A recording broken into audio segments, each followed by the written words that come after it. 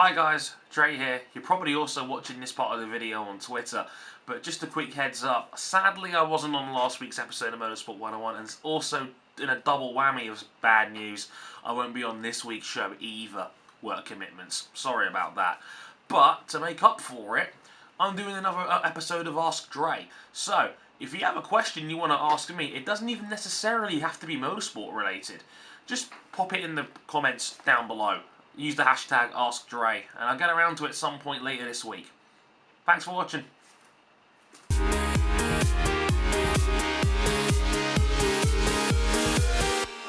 Hey guys, Dre here, back at it once again with a brand new video for you, and welcome to me vlogging again. I know it's been a little while since I've last done one of these, but I'll be honest with you, I've been sitting down there often asking myself, what's the best way of me going about making videos on this channel? I think you may have seen the video I put up about this the other day where I just straight up said, hey, what do you want to see here? And the overwhelming response I got was more Dre briefs and more video blogs. So you just want more original content, I'm guessing, more than anything else. So here we are. Nice to be back, and I hope you guys are going to enjoy this. Leave a like if you enjoy the video and the subject matter. But I did very much enjoy talking about certain Formula 1 related subjects. So this is going to be another interesting one, because this kind of broke over the weekend. But the dust is still sort of settling from this, and a lot of talk is still being made about this one. But it looks like Carlos Sainz is going to get the factory seat that so many fans have been asking for. It's looking very much like he's going to go to Renault. Almost definitely next season, maybe even as early as Malaysia in 2 rounds' time, which would be very interesting indeed. And there's a whole different sense of caveats that come with this one. It's to lay these bag of snakes out straight for you. Carlos Sainz going to Renault from Toro Rosso. It looks like Toro Rosso and McLaren are going to swap power units. It looks like Toro Rosso will take on Honda, at least for the short term, and McLaren will buddy up with Renault. McLaren finally getting out of their hellhole that's been running these Honda power units for the last 3 years. And hey, Toro Rosso, who are going to lose Carlos Sainz, but they probably will bring in Pierre Gasly to replace him next year, given he was always meant to be in Formula 1, but obviously, keeping Kvyat made the situation a lot more difficult this season. He's been out there in doing Super Formula. Just won a double header of races this past weekend as well, and is now, I think, in the top 3 in the championship over there. So it's almost like Pierre Gasly's really good at racing cars or something. But yes, that is going to be happening. Who knows, maybe Dan Tickton gets the other seat if Toro Rosso decide to clear the decks. Maybe even Nobuhiro Matsushita from Formula 2, who's a Honda-backed driver. That could be difficult. I mean, I think Will Buxton pointed it out this weekend that the Toro Rosso would have to get special dispensation from the FIA in order to get him in that seat, because he would not have the required amount of super license points to be eligible for one. So they'd have to ask for special permission from the FIA to let him race in Formula 1, which, again, if that happens, it kind of defeats the purpose of redoing all the super license rules when Max Verstappen came in 3 years ago. But hey, who's counting, right?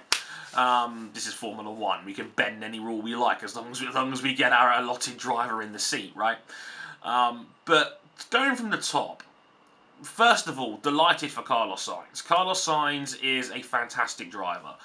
I mean, I've mentioned this before in the Kvyat Dre brief video I did, where I said straight up, listen, Red Bull's driver academy is sometimes too good for its own sake, and as a result, there's a lot of collateral damage that comes with that. If they can find a Vettel-level driver every 5 years, it's doing its job properly. We had Vettel, we had Ricciardo. They were able to snag Verstappen from Mercedes. And those have been their 3 cornerstones of their franchise for the last decade now, pretty much.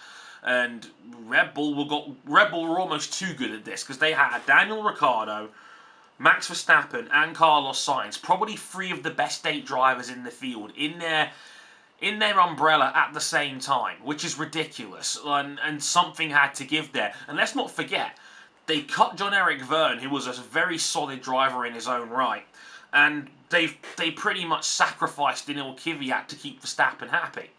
I mean, Kvyat, who beat Ricciardo in 2015 head-to-head on points scored.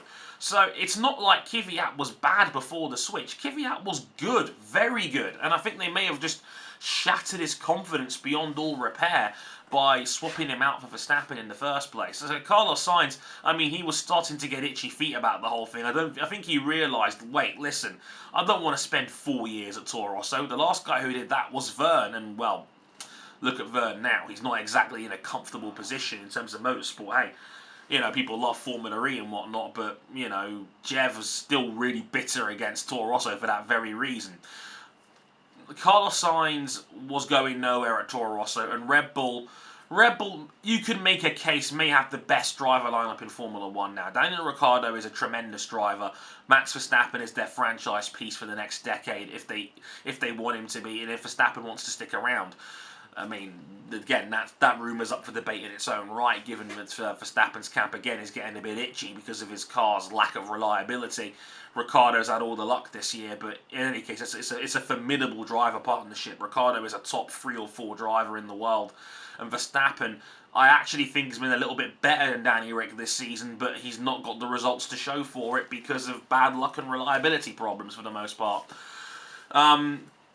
So Carlos had to get out of there, and then, you know, Dr. Marco was like, don't bite the hand that feeds you. Christian Horner was like, there's no way he's going anywhere. And then they also realised, well, wait, Carlos Sainz has kind of got a point here.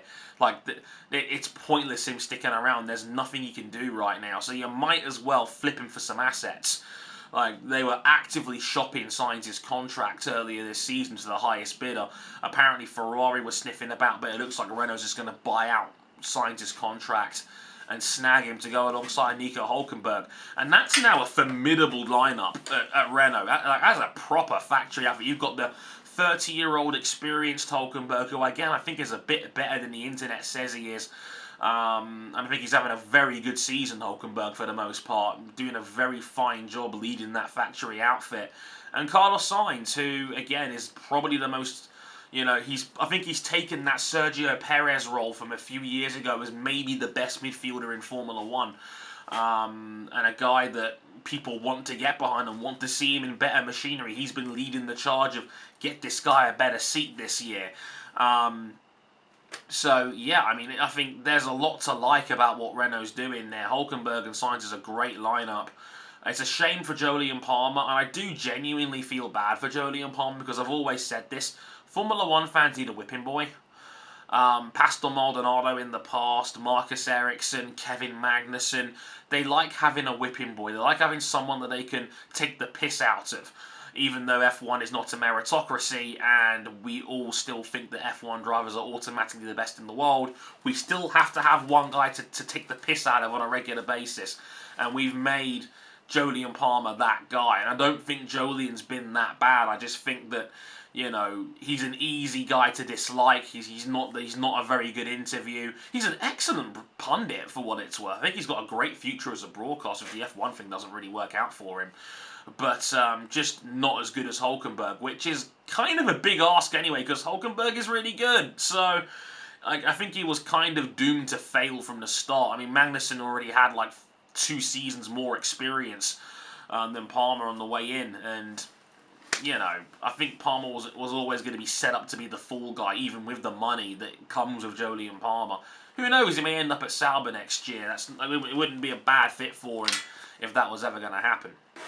So, from an engine standpoint, I actually quite like this move. I think it's one of those moves that's just beneficial for all parties. McLaren's PR level with Honda was at an all-time low. You could already see it during the Indy 500 when Alonso went over there to practice for him and, you know, to have that great spectacle. The one guy Alonso didn't thank was Honda. Alonso has parked his car deliberately on multiple occasions this season when he knows points are not on the table. He's tried to make Honda look as bad as possible at every given opportunity. And we all know that at McLaren, Alonso is the franchise piece. So if the franchise piece is unhappy, you're probably better off doing something about it. And, you know, Honda, they're 3 years in now, and if anything, I think they're actually a little bit worse than what they were last year. At least last year they were regularly in the points. This year they're not, and they've actually taken a step backwards, which is amazing, given that, you know, McLaren-Honda, again, were looking like they were just starting to get their shit together towards the end of last season. Alonso and Button had multiple top 8 finishes, and I was like, well, okay, maybe they have something here. And, you know, this year they've taken a step back as other teams have gotten better.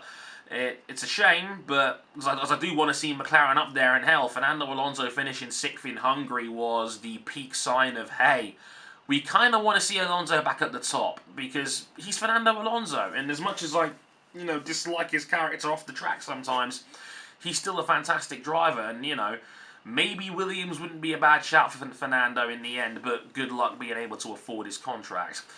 But, pardon me. But as I was saying, I mean, it's Renault is not a bad power unit, it's just not the best power unit.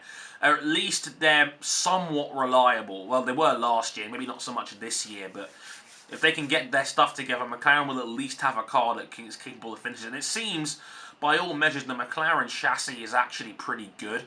It just needs a better power unit to work with, and Renault could open the door for them to get back into the points on a regular basis. And if anything, I think if you're Red Bull, I think this is quite a clever move on their part. I mean, Red Bull, again, have publicly bitched about Renault's power unit for the last 3 or 4 years now, since the hybrid era began. This is why they don't have a Renault power unit, they have a Tag Heuer power unit, because it's unbranded. They don't want the Renault affiliation. They're going to sit down and say, yeah, we think we can do a better job ourselves, quite frankly, so we're just going to do this ourselves.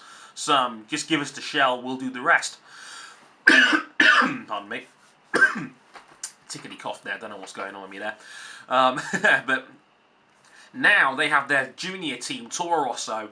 It's not going to be as strong next year on a Honda power unit. That's almost inevitable. And driver lineup-wise, it might not be as good either, with Pierre Gasly and Carlos Sainz positions, and maybe either Dan Ticktum or Nobuhiro Matsushita in the second car. It's not going to be as strong on pretty much any measure. But it now makes for a really great guinea pig to see if Honda can improve or not. And I still think the idea of Honda improvement is kind of a pipe dream in this sense, until there's going to be new engines in 2020 or 2021. But if Honda do find a breakthrough and they are able to build their car up, it sets up and opens the door for a potential switch on their part. Like, again, if Red Bull are that unhappy with Renault,